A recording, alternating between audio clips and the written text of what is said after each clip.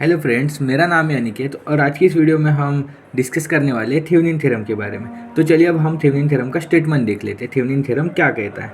It state that a linear bilateral network containing sources and resistors can be replace as voltage sources in series resistors across a pair of A and B. मतलब एक लीनियर bilateral नेटवर्क है जिसमें number of resistors and number of sources हो सकते हैं, उसको हम रिप्लेस कर सकते हैं एक थेवेनिन इक्विवेलेंट सर्किट में, जिसमें हमारा जो वोल्टेज सोर्स रहेगा वो रहेगा VTH यानी थेवेनिन इक्विवेलेंट वोल्टेज, एंड जो सीरीज रेजिस्टर्स रहेगा वो रहेगा थेवेनिन इक्विवेलेंट रेजिस्टर्स, एंड उसको यहाँ पे एक RL रहेगा जिसमें से हमें लोड करंट कैलकुलेट करना है, यानी कि ये एक लोड रेजिस्टेंस है। तो हम उसको कैसे कैलकुलेट करते हैं, इसको हम एक फॉर्मूले के माध्यम से देखते हैं। IL is equal to VTH upon RTH plus RL। ये फॉर्मूले की मदद से हम किसी भी कॉम्प्लेक्स नेटवर्क में किस रेजिस्टर्स में कितना करंट फ्लो हो रहा है ये हम इजीली फाइंड कर सकते हैं। तो चलिए अब हम इसे एक एग्जाम्पल के माध्यम से समझते हैं।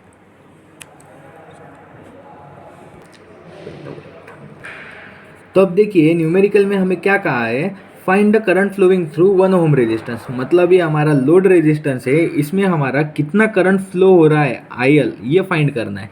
तो जैसे कि हमने इस फॉर्मूले में देखा है, हमें RL फाइंड करने के लिए पहले VTH कैलकुलेट करना पड़ता है, बाद में RTH कैलकुलेट करना है। RL तो हमारे पास ऑलरेडी है, तो हम VTH कैसे कैलकुलेट करते हैं उसके लिए स्टेप्स है। स्टेप नंबर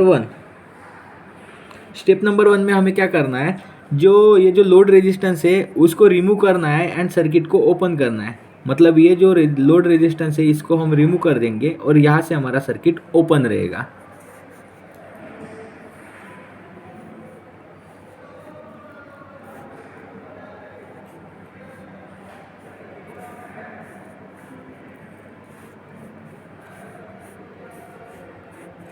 और यहाँ से हम VTH कैलकुलेट करेंगे। ये हमारा 5 ओम रजिस्टर, ये हमारा 10 ओम रजिस्टर से 10 वोल्ट एंड 2 एम्पियर का सप्लाई। तो सिंपली अब हम VTH कैलकुलेट करने के लिए KCL का यूज़ करेंगे। KCL में हमें सबसे पहले एक नोड लेना होता है। ये नोड ले लिया मैंने, A नोड, एंड इस नोड के अक्रॉस जो मेरा सप्लाई रहेगा वो रहेगा VA। अब देखिए ये जो नोड A है, A नोड में जो VA सप्लाई आ रहा है वही सप्लाई हमारा यहाँ पर भी आ रहा है, एंड यहाँ से हम VTH निकाल रहे हैं। मतलब यहाँ पे जो सप्लाई वोल्टेज आ रहा है नोड पे और यहाँ पे जो नोड पे सप्लाई आ रहा है वो VA is equal to VTH हो जाएगा।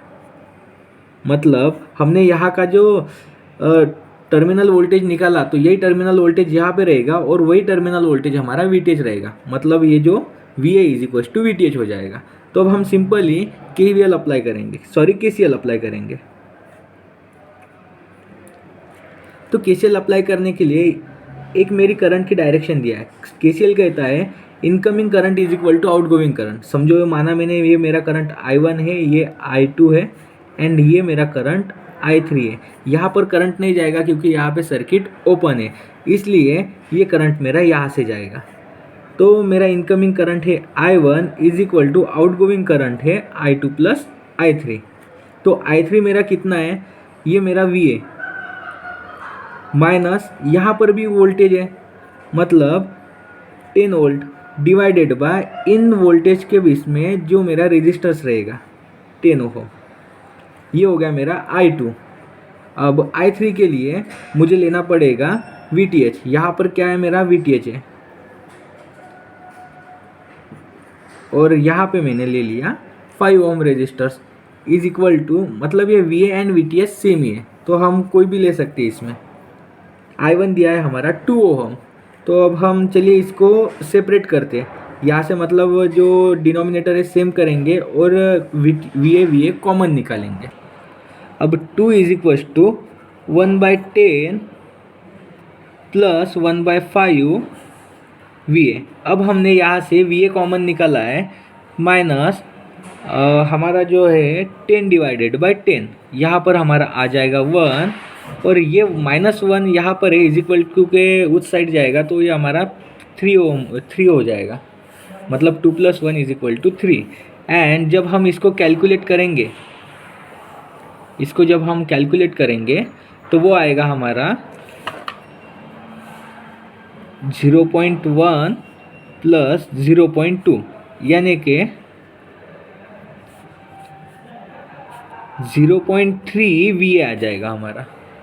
जब हम इसको सॉल्व करेंगे तो ये हमारा 0.3 VA आ जाएगा और हम VA इज इक्वल टू निकालेंगे तो 3 डिवाइडेड बाई 0.3 यानी कि हमारा 10 वोल्ट सप्लाई आ जाएगा। अब VA जो निकाला हमने वही हमारा VTH है, तो VTH इज इक्वल टू हमारा क्या हो गया 10 वोल्ट। अब हमें सेकंड स्टेप में क्या करना है, सेकंड स्टेप में हमें फाइंड करना है RTH। अब RTH फाइंड करने के लिए हमें जो है वो ये जो लोड रेजिस्टेंस है इसको तो हमें ओपन ही रखना है और ये जो वोल्टेज सोर्स है उसको शॉर्ट सर्किट कर देना है एंड करंट सोर्स को हमें ओपन सर्किट करना है। तो अब हम इस सर्किट को रीड्रॉ करेंगे जैसा मैंने आपको बताया वैसे ही फॉर्म में।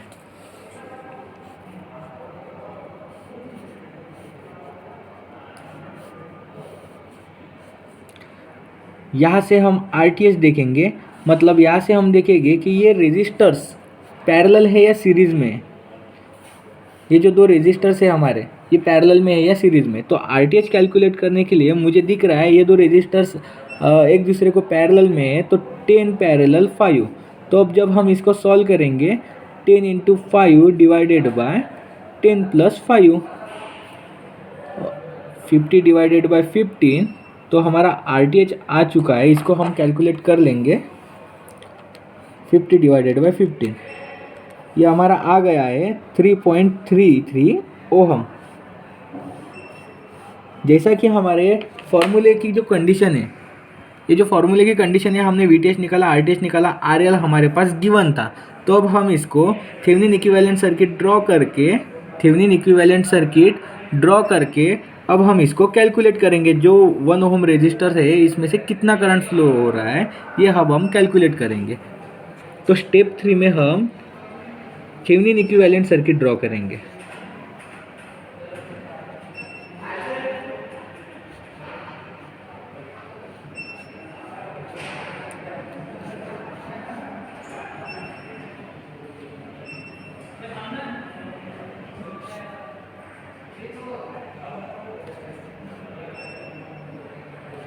और यहाँ से जो करंट फ्लो हो रहा है 1 ओम रेजिस्टर्स में से वो है RL। तो RL का हमें फॉर्मूला पता है VTH divided by RTH plus RL। तो जब हम इसमें फॉर्मूले में वैल्यू पुट करेंगे 10 डिवाइडेड बाय 3.33 प्लस 1, तो ये हमारा आ जाएगा। इसको हम कैलकुलेट कर लेते कैल्सी में 10 डिवाइडेड बाय 3.33 प्लस 1, तो हमारा जो हमारा करंट है वो आ गया है 2.30 एम्पियर। मतलब कि जो ये करंट है जो हमें फाइंड करना था RL में से 1 ओम रेजिस्टर्स में से, उसकी वैल्यू कितनी है 2.30 एम्पियर। आई होप आप सभी लोगों को ये वीडियो समझ में आ चुका होगा।